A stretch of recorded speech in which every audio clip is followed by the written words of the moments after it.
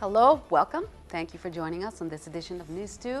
I'm Sandra Singh, topping our newscast as the extender bill for a higher rum cover-over rate moves through the United States Senate. Governor Kenneth Mapp is asking for a drawdown of funds from the Office of Insular Affairs to be placed into the Internal Revenue Fund to help finance government services. How much is the VI government asking for? News 2's April Knight has that story. Governor Kenneth Mapp is asking the Office of Insular Affairs for a $209 million advance of the rum cover-over monies for fiscal year 2016. The governor said the amount would be used to help the government manage cash flow and provide key services to Virgin Islanders. The request is based on an anticipated 16 million proof gallons of alcoholic beverage to be produced in the VI by Crujan and Diageo. That volume is expected to generate more than $213 million in taxes. Rum cover-over provides a major part of the VI government's revenue. It's the local government's portion of the rum excise taxes. And since 1999, the Department of Interior has been providing the VI government $13.25 per proof gallon, an increase from the original $10.50 rate. In late 2013, Interior decided to go back to the lower rate of $10.50. The current rum cover-over rate still stands at $10.50 per proof gallon, but in late July, the U.S. Senate Finance Committee passed a bill extending some expired tax provisions, and it includes extending a higher rum cover-over rate of $13.25 per proof gallon for another 2 years. Governor Mapp is banking on the higher rate pulling through and retroactively applied, as it has always done. Now, if the extender bill does pull through, the VI government will not be getting the full $209 million. Half of that amount goes to Crujan and Diageo. Reporting for News 2, I'm April Knight. Now, historically, the U.S. Senate has approved the 2-year extender bills for the high rum cover-over. News 2 will keep you updated on the status of that bill. August 1st through the 7th was Breastfeeding Awareness Week. This week, officials from the Virgin Islands Women, Infants, and Children Program, or WIC, they continue to build on the momentum from that global awareness movement with a 2-day event designed to educate and support new parents and their caregivers on the benefits of mother's milk. News 2's Monica Jonigan has more. Fingers toward the nipple. Kathy Carruthers is the co-founder of Every Mother, Inc. It's a nonprofit organization that promotes breastfeeding by training new mothers and healthcare professionals on the best ways to provide quality nutritional care to their newborns. One of the things we've had to correct for many, many years, many women have believed that breastfeeding and formula feeding were identical. That formula feeding might even be better for their baby because of all these new wonderful ingredients that have been added, and we now know that that is actually not true. That care begins with mother's milk, but it doesn't end there. And I may have said that's disgusting. I may have said something else. I thought it was terrible. She's a horrible person. That's presidential candidate Donald Trump describing his reaction to a woman who wanted to take a break from a deposition so she could go pump milk for her newborn baby. Socially, I think we've come a long ways from the days of our grandmothers and our mothers, perhaps. It's actually part of our federal law now. The Fair Labor Standards Act, it requires employers to provide women with a private place to breastfeed and the time for her to be able to express her milk at work. This is the last of the 2-day event that began on St. Croix on Tuesday. Part of the important lessons being conveyed here to an audience of women is the important role that fathers play in the early nutritional education of their young children. I think fathers are crucial to the breastfeeding conversation. Sometimes people believe breastfeeding is just between the mother and the baby, but it's not. That father has a very crucial role to play as well. He may not be able to actively feed the baby from his chest the way the mother is going to, but he has a very important role to play in supporting that process. Monica Jonigan, News 2. This year's World Breastfeeding Week theme is Breastfeeding and Work. Let's make it work. And as you might expect, there's an app to help moms and dads with that. It's called Co-Effect. Organizers encourage you to download it for more information.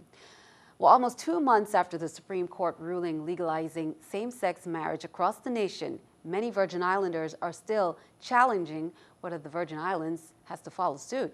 A local group recently addressed the Senate in a letter, raising some moral and legal questions over same-sex marriage in the territory. NEWS2's April Knight has more. A local organization is asking the Senate to take action against same-sex marriage in the territory. One Voice Virgin Islands, in a letter to the legislature, implied that the territory might not necessarily have to comply with the Supreme Court order given its unincorporated status. They did admit, however, that they do not know the full implication of the designation at this time. One Voice has been outspokenly anti-same-sex marriage, holding rallies and marches to express that sentiment. Their main argument, it's against the Word of God. Governor Mapp did say during his announcement of the executive order that he is aware there is resistance in the community. Supreme Court ruling in no way abridges any religious group or church from following the tenets of their religion.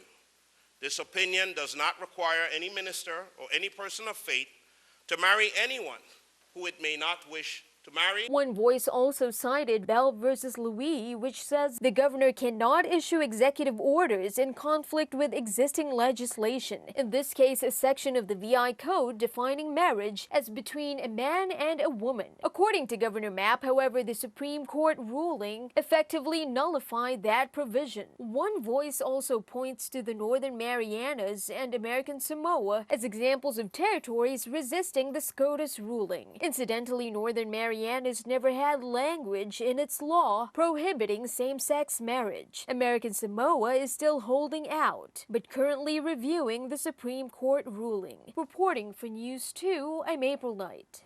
For more information on One Voice Virgin Islands, you can visit their Facebook page or email onevoicevi@hotmail.com.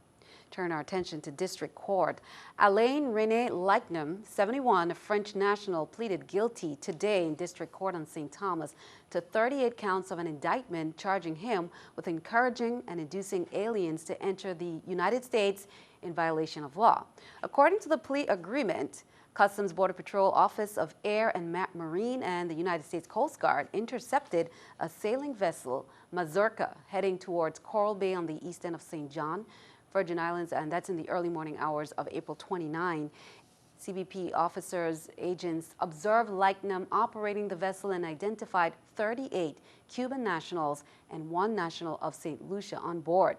Leichnam was remanded to the custody of the United States Marshal Service pending sentencing. Keeping our eye on the economy, here's the New York Stock Exchange with our stock market watch. As you can see, Dow is down, and the NASDAQ and S&P also up. NASDAQ 760, S&P 500 up 1. Coming up on NEWS2, what could be a major breakthrough in the effort to crack down on one of the most popular yet vicious scams in the nation? That's in our Consumer Alert, what you need to know. Plus, Virgin Islands Port Authority Executive Director Carlton Dow announced that VIPA has purchased a new passenger lift to help physically challenged passengers, senior citizens, or other passengers with special needs. That's coming up.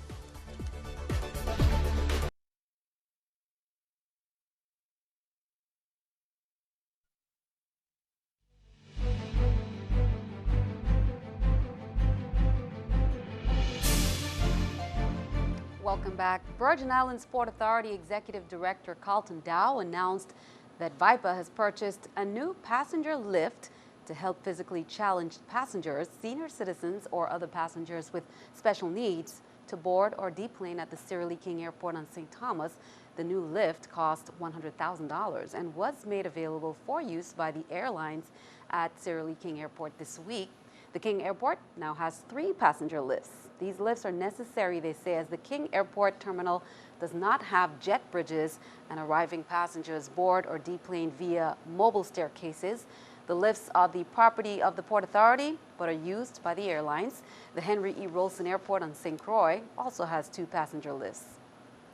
Commissioner-designee of the Virgin Islands Department of Agriculture, Carlos Robles, is holding a meeting tonight for livestock and crop farmers, and that began at 7 p.m. at the UVI Great Hall on the Albert Sheen campus. The topic will be the department's response to the drought, and the disaster declaration. Count on 2 to keep you updated. Meanwhile, of course, the territory has been beset by extremely dry climate recently, leading some farmers to call for that emergency aid. What does the VI Territorial Emergency Management Agency have to say on the current drought? As we know, it's a below average season for hurricanes, and we thank God that we haven't seen a hurricane, but at this time we can use some water. I know the farmers will be very happy, the families in the Verdans will be happy, they'll have some water in their cistern. And so we're just looking forward to some rainfall, and hopefully some rain will fall and kind of help us with the drought that we're experiencing right now. And so in the forecast, it seems that we might have some rain in the future. Let's pray, but in the meantime, let's prepare and stay safe.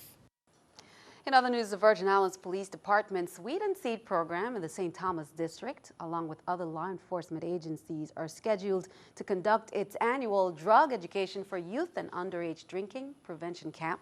That's August 16th to the 21st on St. John. The program is one of the prevention intervention programs offered by the Virgin Islands Police Department's Crime Prevention Bureau.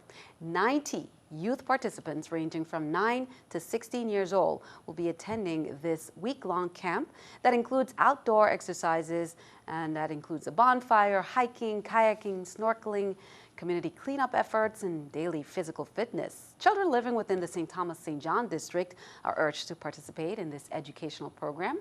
You can call 340-344-4516. That's 344-4516 for more information. The Roto Act Club of St. Thomas is holding a Supply Our Student School Supplies Drive. Proceeds from that drive will be donated to the VI Department of Human Services, Division of Children and Family Services. Donations, they say, will be accepted through Friday, August 21st at Frenchtown Deli and Coffee Shop, Trenchtown Restaurant, and Frosco Management Group on St. Thomas. For more information on that, you can call Tamara at 513-1782.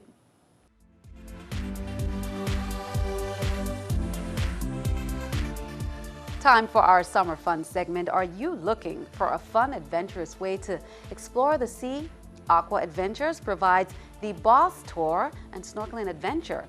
The Boss is a motorized underwater scooter custom built to explore the ocean wonders and mysteries in a safe, exciting way.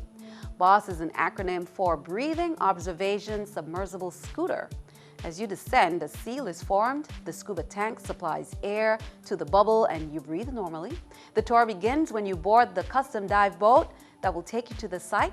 Upon arrival, you will begin to explore the brilliant undersea world on your own personal Boss unit.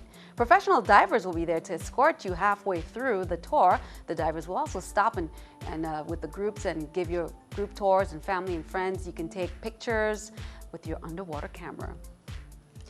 Well, it's one of the most widespread and relentless scams in the country. We're talking about lottery scams that prey on elderly victims.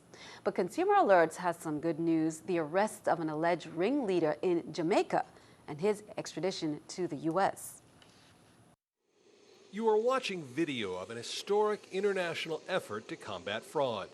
This plane delivered Damian Barrett, a Jamaican citizen, to the U.S. to face charges for conning people into believing they had won a lottery and needed to send him money to collect the winnings. That was the first time somebody has been extradited from Jamaica for lottery fraud.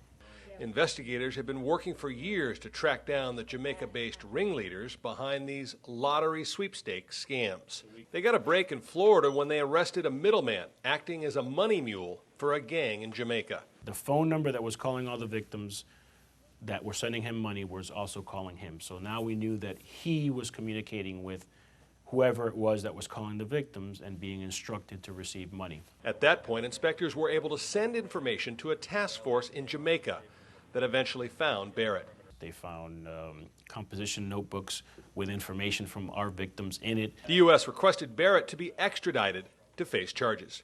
The extradition process, as you can well imagine, is a very long and complicated process. You're asking another country to turn over their own citizens to a foreign nation for prosecution. Authorities estimate Barrett may have defrauded 10 people out of more than $100,000. We absolutely intend to go after everybody in the United States and Jamaica and anywhere else who are committing these crimes against our vulnerable elderly population. Postal inspectors say they are dealing with thousands of lottery fraud cases simultaneously. The crime often targets lonely elderly victims, and the con artists are ruthless. Once they get them talking on the phone, they develop that level of trust from the victim, and the victims, of course, are vulnerable. And then they will, once they have the hook in them, they get them to send money. Experts say family, friends, and neighbors should be on the lookout for any signs that point to a senior citizen being lured into a lottery scam. It is hard to get these victims to accept that this isn't true. And it's not because they're greedy or because they're mentally challenged or because they don't understand. It's because these callers, these scammers have a grip on them. And if there's no one else to offset that in these victims' lives, then it's difficult to break that grip. Damian Barrett was sentenced to 46 months in prison and ordered to pay $95,000 in restitution. He's a citizen of Jamaica and will be deported at the conclusion of his imprisonment. Be sure to stick around. Your News 2 AccuWeather forecast comes your way next.